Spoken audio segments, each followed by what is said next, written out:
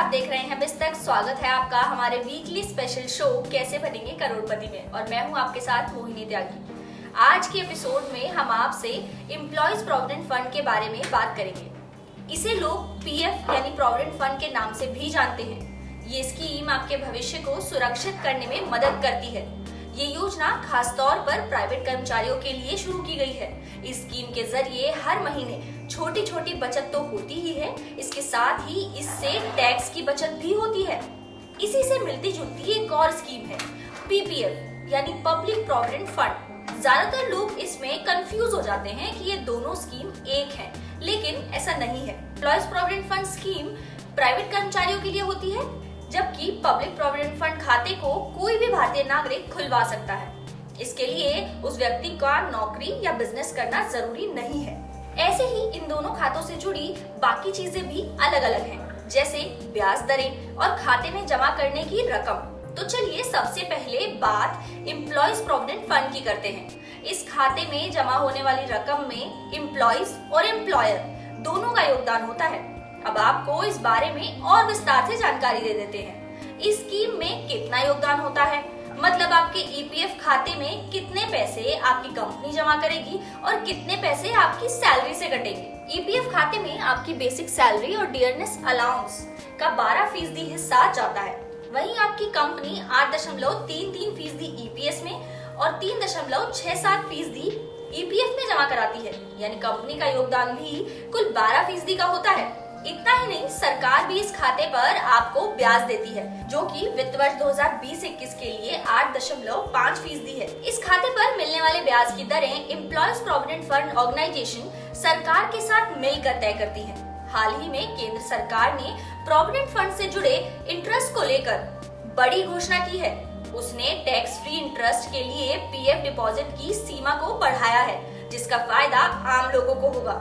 चलिए अब आपको एक उदाहरण के जरिए समझाते हैं कि पीएफ अकाउंट में आपकी छोटी सी बचत से आपके पास कितना पैसा इकट्ठा हो सकता है। अगर आपकी उम्र 25 साल है और आपकी बेसिक सैलरी 20,000 है, जिसके बाद हर साल आपकी सैलरी में 8% का इंक्रीमेंट होता है, और आप 60 साल की उम्र तक हर महीने अपनी सैलरी का 12% हिस्सा इस अकाउंट में जमा करते हैं। इसके साथ ही आपकी कंपनी भी इस अकाउंट में 3.67% का योगदान देती है, तो 60 साल की उम्र तक आप पीएफ खाते में करीब 54 लाख रुपए का योगदान कर चुके होंगे।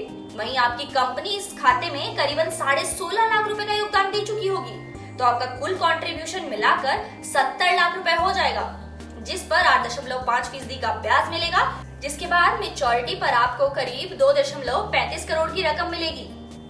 एक और जरूरी बात आपको बता देते हैं कि अगर 5 साल तक कंट्रीब्यूशन के बाद आप पीएफ खाते से पैसे निकालते हैं, तो आपको सरकार की तरफ से मिलने वाले ब्याज का भी फायदा मिलेगा और इसमें कोई कटौती नहीं होगी। जबकि 5 साल से पहले अगर आप पैसे निकालते हैं तो आपको ब्याज का फायदा नहीं मिलेगा। बता दें कि अगर आपकी नौकरी चली जाती है, तो नौकरी छोड़ने के 1 महीने बाद आप खाते में जमा रकम का 75% हिस्सा निकाल सकते हैं। वहीं बचा हुआ 25% हिस्सा 2 महीने तक बेरोजगार होने पर ही निकाला जा सकता है।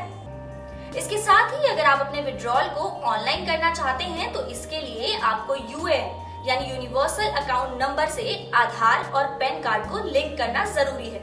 इसके अलावा अगर 36 महीनों तक आपके खाते में कोई कंट्रीब्यूशन नहीं होता है, तो अकाउंट इनएक्टिव हो जाएगा, जिसके बाद आपको सरकार की तरफ से मिलने वाले इंटरेस्ट का फायदा भी नहीं मिलेगा।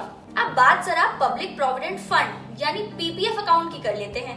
ये स्कीम देश के हर एक नागरिक के लिए है। इस खाते को पोस्ट ऑफिस या फिर किसी भी बैंक की शाखा में जाकर जरूरी डॉक्यूमेंट्स दिखाकर खुलवाया जा सकता है। इस खाते में मिलने वाले ब्याज की दरें सरकार हर तिमाही में तय करती है। पब्लिक प्रोविडेंट फंड में 500 रुपए से खाता खुलवाया जा सकता है।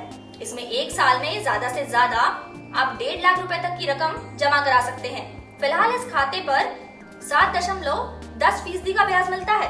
1 अप्रैल 2021 से कई नियम भी बदलने वाले हैं, जिनका असर किसी न किसी तरीके से आम आदमी, कर्मचारियों, कारोबारियों और पेंशन धारकों पर पड़ेगा। हालांकि आयकर की मौजूदा दरें और स्लैब में कोई बदलाव नहीं हुआ है। इसके बावजूद अगले महीने से नए श्रम कानून लागू होने वाले हैं, जिसके साथ ही वेतन के ढांचे में भी बदलाव होगा। इससे कर्मचारियों के पीएफ में पहले की तुलना में ज्यादा योगदान मिलेगा। नए श्रम कानूनों के तहत कंपनियों को बेसिक सैलरी का हिस्सा बढ़ाकर कुल वेतन के कम से कम 50% तक करना होगा। इससे 50% से कम हिस्सेदारी वाले कर्मचारियों का फायदा होगा। बेसिक सैलरी बढ़ने से पीएफ के योगदान में इजाफा होगा। इस तरह से उनकी बचत बढ़ेगी। तो एम्प्लॉयज प्रोविडेंट फंड या प्रोविडेंट फंड जो कह लीजिए, इस खाते में अगर आप लगातार अपना कंट्रीब्यूशन देते हैं तो आप 60 साल की उम्र में करोड़ों के मालिक बन सकते हैं, जिससे आपका बुढ़ापा और बेहतर और सुरक्षित बन सकता है। तो आपको ये वीडियो कैसा लगा आप हमें कमेंट बॉक्स में जरूर बताएं। और आपको अगर किसी और फाइनेंशियल स्कीम के बारे में जानकारी चाहिए तो आप वो भी हमसे पूछ सकते हैं। हम आपको वीडियो के जरिए पूरी जानकारी देंगे। कारोबारी जगत की ऐसी ही कुछ खबरों के लिए हमारे साथ जुड़े रहिए और देखते रहिए बिज़ तक। इसके साथ ही आप सभी को होली की बहुत बहुत शुभकामनाएं।